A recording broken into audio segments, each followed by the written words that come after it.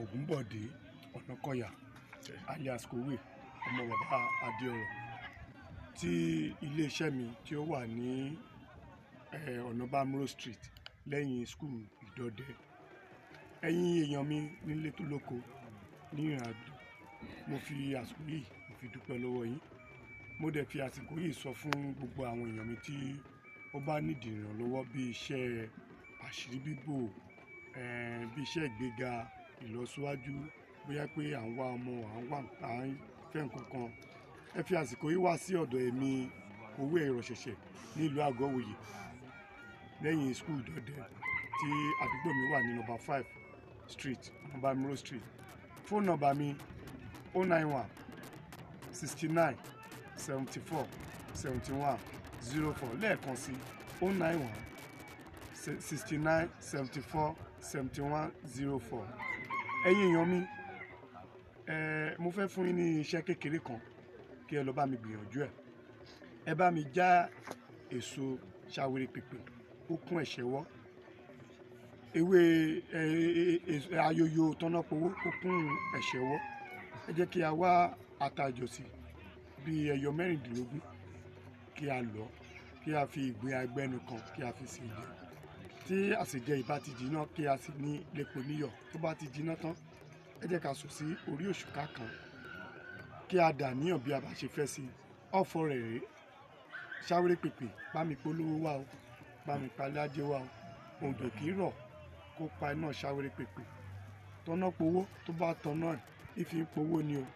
Níṣe ni kémi Ọlágbájá ọmọ Ọlágbájá kí n máa rówó gbà lójoojúmọ́, kí n máa rí àánú gbà lójoojúmọ́. Tí a bá lò àbá ń bẹ̀. Ó dájú ṣùgbọ́n Ọlọ́run bá òun ló dájú ju gbogbo nǹkan lọ. Tí ẹ bá lò kí ẹ fún ilé ní ààbọ̀, ẹ rí i pé iṣẹ́ tó yanjú ni.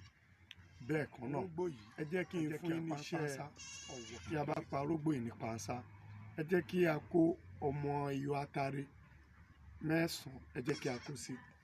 Kí a kó ojú olóńgbò tí a mọ̀ sí wérénjéje kí a kó sí. 9 náà ni a máa kó sí. Kí a wá pa eṣinṣin 9 kí a pa sí. Kí a wá ọmọ orí ìgbálẹ̀ tí à ń pè ní ọ̀wọ̀ 9, ẹ jẹ́ kí a kó sí.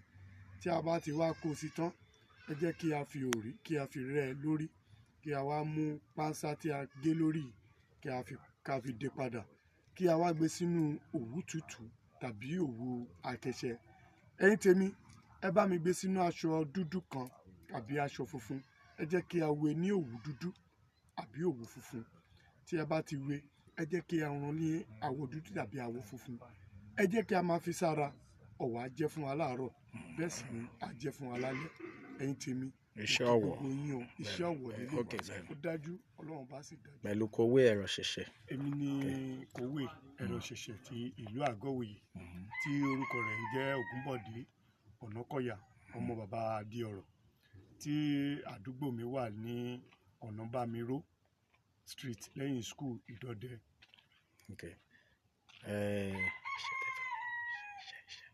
Iléeṣẹ́ mi ó wà lẹ́yìn skul Ìdọdẹ ní ẹ̀yìn Ọ̀nàbàmíró.